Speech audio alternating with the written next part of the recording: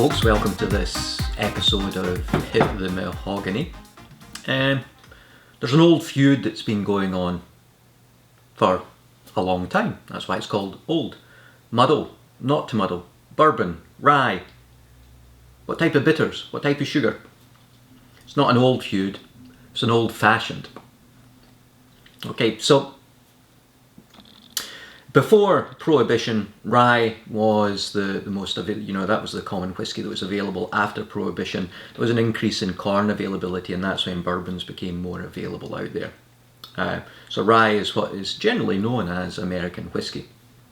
So what we're going to do here, we're going to try a rye old-fashioned. We're going to try a bourbon old-fashioned. We'll try one muddled. We'll try one not muddled.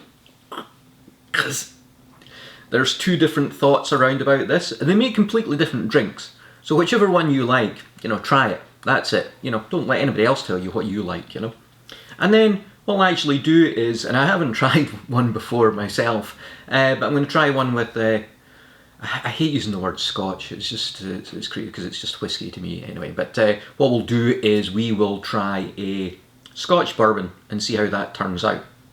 Okay, first of all, let's do just a straight up one. Bourbon, what we'll do is we'll use some of the Elijah Craig here. Now, let's talk about the sugar for a second. A lot of it's like white sugar. Now, I'm not sure when white sugar when white sugar was available. When did we refine it? When did we start, doing that to our sugar as opposed to getting something that was a little bit more natural? What I'm actually going to use, and I actually like a little bit of the caramel sweetness, the caramel flavour that comes through when you're using a brown sugar. Now here I actually have turbinado sugar. Back in the UK or somewhere else you might be able to get demerara, which is basically the same as turbinado. But if you don't, a light brown soft sugar will do the trick as well. Using dark brown, you're going to get too much of a molasses type flavour coming through there. But I like a little bit of flavour opposed to just the sweetness itself. So what I'm going to do is about half a teaspoon of sugar in there. Now this is the sweetness. Now of course a cocktail itself is actually meant to be made of something that is, spirit, a little bit of water, some sweetener and bitters. And that's really all that a cocktail is meant to be. Now to help dissolve the sugar, now if you want, you can make a simple syrup out of this first of all. So if you're making a lot of them or you happen to like a lot yourself, then it might be easier just make up a simple syrup. But what you want to do is to help a little bit with the dissolving of the sugar. It's just a splash of water in there. That's it. No more. You'd add too much, and I've had one or two at a bar where somebody thinks that it's like a bucket load of water you put in there, and all that you end up with is a watered down drink that doesn't really have too much flavour to it. Bitters. What I'm actually going to use, we'll save the Angostura for the next one, because I actually quite like a little bit of the orange in here. Yes, I know, if you want to stay pure, definitely use the Angostura bitters there.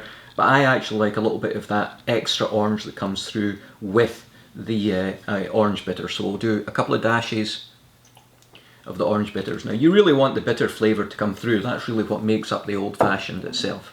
Alright. We will now add actually, let's stir this up first of all. Let's get this dissolved.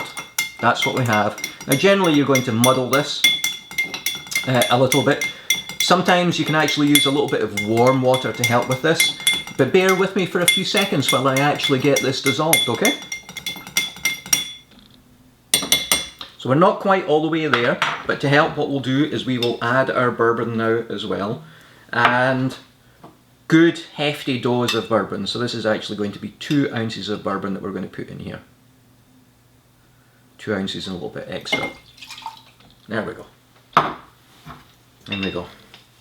Almost out of the Elijah Craig, another one. I ran out of the Angel Envy in the last episode there we did, but somebody saw that and actually got me another bottle of the Angel Envy. Wasn't that really nice? Okay. Alright, we'll go back to dissolving our sugar. Okay, we've got most of our sugar dissolved there. Now one thing that of course I keep forgetting is the turbinado is actually a larger grain sugar, so it does take quite a bit to actually dissolve it. In hindsight I think I probably recommend the simple syrup for actually doing this the Soft brown sugar is a smaller grain, so it actually dissolves a little bit easier. That's it. King cubes, you want to control your dilution. In we go. Couple of turns. Let's get this chilled down a fraction more. Or I should say, let's get it chilled down a little bit. You all get a little bit of dilution to start with. No problem with that. That is it. Garnish. This one always creates a lot of consternation as well, but here, just a little bit of the orange oils over the top. In we go.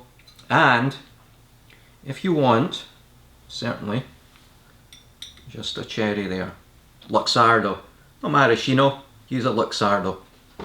Nice hit to it, definitely. Marasca cherry in the maraschino liqueur, aged, soaked in it, so it's absolutely delicious there. That is it. Nothing more complex than that. Easy to do. Okay, now if you want to use white sugar, it'll dissolve a lot quicker, that's for sure. Alright. So what do you do with the cherry? I could eat a jar of those myself. Alright, here we go. Straight up. The great thing is, oh jeez, you get the smell of the orange coming through. Remember, you taste with your nose as well. There's the bitterness. Yes, it's a cocktail. A true cocktail. It's strong. So take it easy with these. You got the bitterness coming through. A little bit of that orange from the orange bitters as well, in addition to your garnish there. And a sweetness as well. So the sweetness and that bitterness, they go so well together. Oh, good grief. It's good, it's clean, straight to the point. You can't argue with it. That's it. Okay. That's our number one. Alright. Muddling. Alright, here we go. We're going to get a bit angry with this one. Again, a little bit of sugar. In we go. Splash of water. There we go. Bitters. We'll use the Angostura this time. Reason being is we're actually going to be getting a little bit more orange out of something else. 1, 2. Good hits of the Angostura. And what we'll use in this one is we'll actually use the rye. Spicier. I actually think when I'm doing a muddled one like this, it actually stands up better to the other flavours that you've actually got going on in here. 2 ounces of your rye. You can smell that spiciness as well. Great grain. Okay. I'm going to stir this a few times just to help with dissolving the sugar just before we start a little bit of the muddling here, okay? Give me a second. Alright, I think you get the gist of it. Alright. What are we going to muddle with? 1 Luxardo cherry. In we go. Now, what you can do is you can actually get your hands on dehydrated orange as well. That works well as part of the muddling. It does tend to break up a little bit, so sometimes if you want to do this with the dehydrated orange, I would recommend you actually do it in a mixing glass first of all, and then double strain it so you get any of the bits out of it. When I say muddle for this, it's really just a couple of quick squeezes of the fruit or the fruits in there actually. Orange peel, that's it, okay? Now you can put a little segment of orange in there as well, try whatever you want. Muddler. What you're doing is you're just espressing a little bit more of the oils that come out of the orange there. We'll give the cherry just a couple of quick presses. And that's it. Well, you don't want to break it up too much, otherwise you're going to end up with bits in there, which is why I was saying sometimes if you want to double strain it, you can. That's it. Everything's in there. Simple again. Let's get ourselves another king cube. In she goes. Alright. Give it another little stir. Chill it down. I'm sure somebody's going to think, you know what, this has to be the sangria of old fashions. Well, whatever. As I said, You drink what you enjoy yourself. Now we've already got the orange peel in there, so we're not going to add that as another garnish.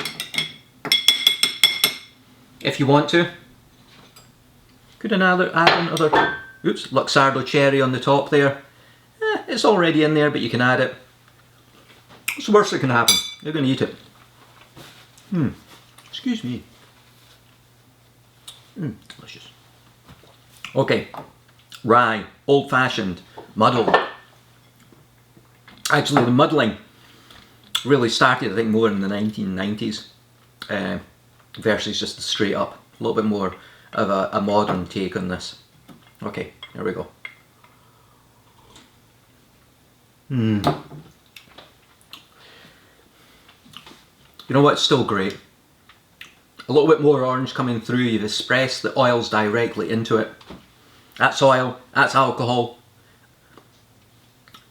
The oils dissolve in the alcohol, blends well together. A little bit of extra sweetness. You've got a little bit of that maraschino cherry coming through. No maraschino juice in this. Sorry, none of the Luxardo juice in this anyway. Okay, none of the Luxardo cherry juice in here.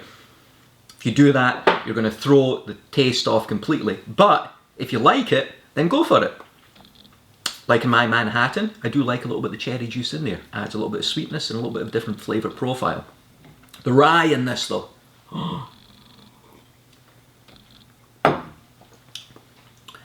God, that's great.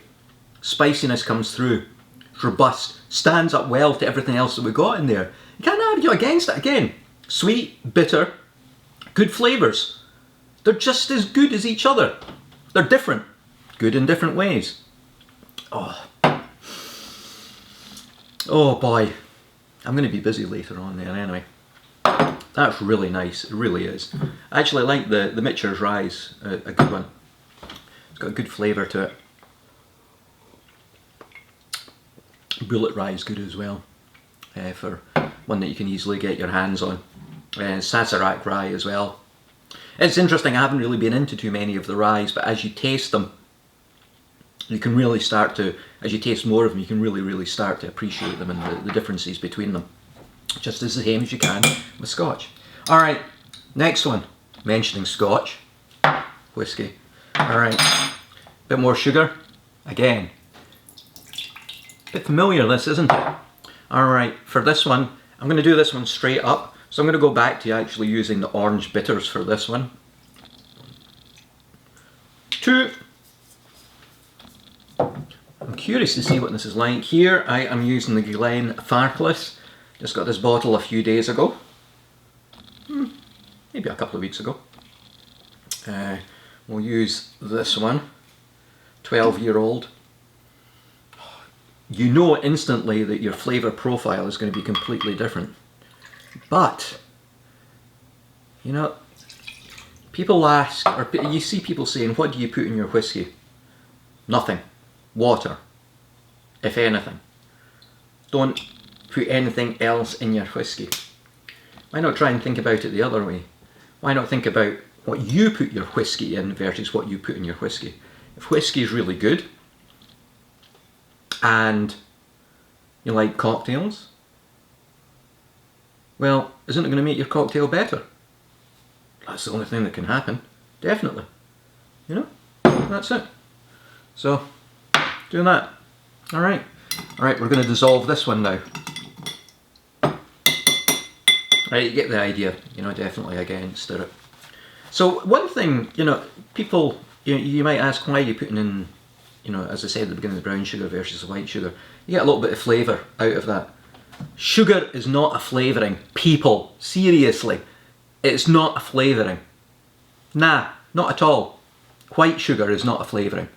You want a little bit of sweetness, add, you know, if you're going to use your white sugar, add it. Get a little bit of sweetness out of it. If you're looking for more than just sweetness, then use something that actually has some of that, like the Turbinado Demerara, whatever you have there. Alright, got that dissolved.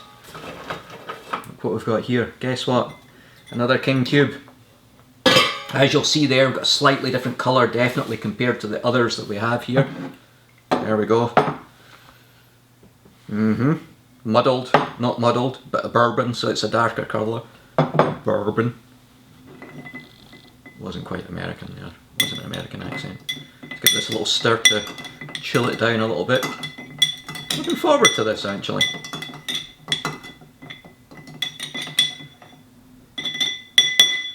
Okay. Now, definitely expressing it with some oils. Oh, you can see that just as you get a little squeeze there, you can just see the orange hitting the surface of the whiskey there. In goes our orange peel and our garnish on top. Simple, elegant. What more do you need? You know, a little plain glass there as well. It's just calling out to you. Ah, I'm elegant. Please drink me. Okay, if you insist. All right. That's my third cherry. No jokes about that one. All right. This is my first time actually having this, so we'll give it a shot.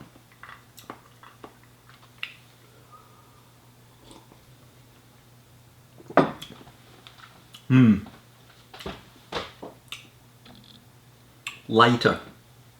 You know, the Glenfarclas is certainly a lighter one anyway.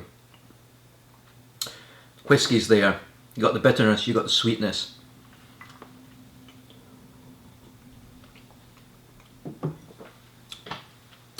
I'm going to have to say though that I think I'd need to go through which whiskies would actually pair up well with this.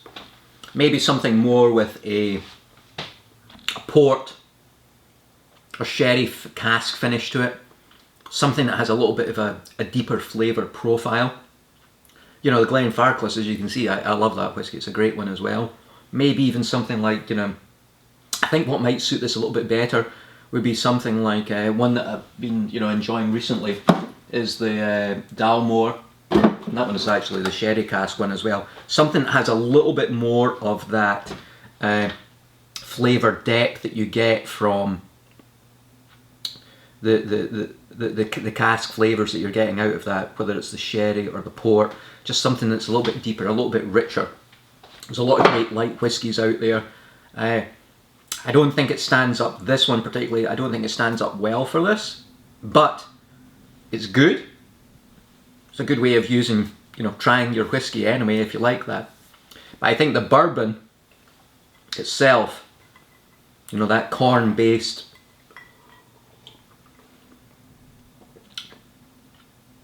stands up well. It really does. I'll need to try, I'm going to try another one, definitely. Glenfarclas there, just a little bit too light to deal with the bitters and the contrasting flavour with the orange in there as well. So it's good, but I think I'm going to be sold tonight anyway on, well, it's going to be a difficult decision. I think if you like something, if you've got somebody who likes the cocktails with a little bit more fruitiness, a little bit sweeter, go for the muddled version. If you have somebody who just likes their straight up bourbons and you want to give them something different, then the straight up old fashioned. Yeah, you can still Angostura or orange bitters. If you've got whiskey, use a whiskey that's a little bit deeper in flavour.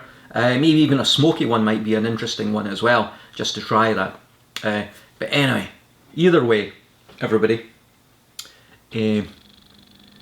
enjoy your old fashions. Cheers.